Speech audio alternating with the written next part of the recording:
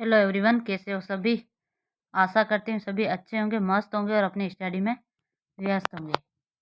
तो कल हमने पढ़ा था राजस्थानी भाषा दिवस, राजस्थान की भाषा और बोलियाँ। उसमें राजस्थानी भाषा दिवस 21 फरवरी को मनाया जाता है और हिंदी भाषा दिवस, इन दोनों में हम कंफ्यूज हो जाते हैं।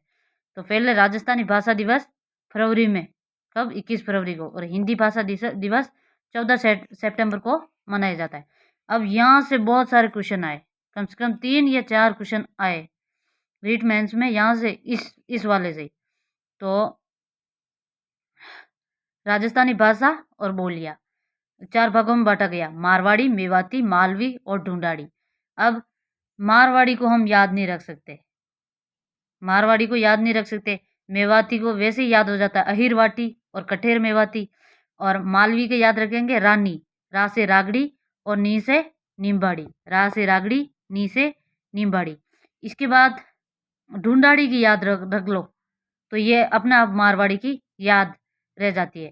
एक बार पढ़ लेते हैं मारवाड़ी में। मारवाड़ी में देखो, मेवाड़ी है, ये इसकी उपबोलियाँ है। वागड़ी है, खेराड़ी है, देवड़ावाटी है जो सिरोही में बोली जाती है, शेखावाटी है, थली, ढाटी, टडकी, और नागौरी, बीकानेरी और गोडवाड़ी। अब आता है ढूंढाड़ी। ढूंढाड़ी को याद रख लो बस, तो सारा याद है। और मैंने ऐसे रखा था, ताना राखो चौहान जी, ताना राखो चौहान जी। यहाँ से ट्रिक है, ता से तोरावाटी, ना से नागरचोल, रा से राजावाटी, का से काठेड़ी, और चौ से चौरासी, और हा से हाड़ोती, और ऐसे करके जी से जगरोती, किशनगढ़ी, अजमेरी। ये ढूंढाड़ी में आ जाता है। ताना राको चौहान जी, जगरोती, किशनगढ़ी, अजमेरी, ऐसे याद रखना। तो ये इस ट्रिक से याद रखोगे तो ये याद रह जाएगा, तो इनमें नहीं होगी और ये वाले अपने आप याद हो जाएगी। इसके बाद आता है मारवाड़ी। मारवाड़ी, इसकी उत्पत्ति 8वीं शताब्दी में गुर्जरी अपभ्रंश से मानी जाती है। कौन सी अपभ्रंश से मानी जाती है?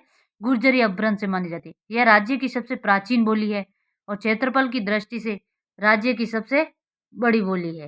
अब इसे राजस्थान की मानक बोली कहते हैं। मारवाड़ी को राजस्थान की मानक बोली कहते हैं। और मारवाड़ी का साहित्यिक रूप है डिंगल। ये यहाँ से बहुत बार क्वेश्चन आया, मारवाड़ी का साहित्यिक रूप क्या है? तो डिंगल।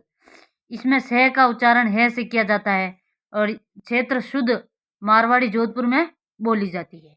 इसके अलावा नागौर, बीकानेर, फलोदी, जैसलमेर, बाड़मेर, बालोतरा, सांचौर, जालोर, पाली वाले क्षेत्र में भी बोली जाती है। इसके बाद आता है मारवाड़ी में विभिन्न रचनाएं, जैसे मीराबाई की रचनाएं हैं और अधिकांश जैन साहित्य, राज्यरा सोरठा और पृथ्वीराज राठौड़ की रचनाएं, जो कौन सी भाषा में है? मारवाड़ी में है। अब आता है मारवाड़ी की उपबोलियाँ, जैसे मेवाड़ी, यह राज्य की दूसरे, इनमें कंफ्यूज रहता है कि मारवाड़ी की उपबोली कौन सी है? मेवाड़ी। यह राज्य की दूसरी प्राचीन बोली है तथा इसकी उत्पत्ति 12वीं शताब्दी में मानी जाती है। यह उदयपुर, चित्तौड़, भीलवाड़ा, सलूम्बर, राजसमंद क्षेत्र में बोली जाती है। और मोस्ट इम्पोर्टेंट है, डॉक्टर मोतीलाल मेनारिया ने मेवाड़ी को मारवाड़ी की उपबोली कहा है। तो ऐसे क्वेश्चन आ जाता है कि मारवाड़ी की उपबोली यानी मेवाड़ी मारवाड़ी की उपबोली है, ये किसने कहा? तो किसने कहा?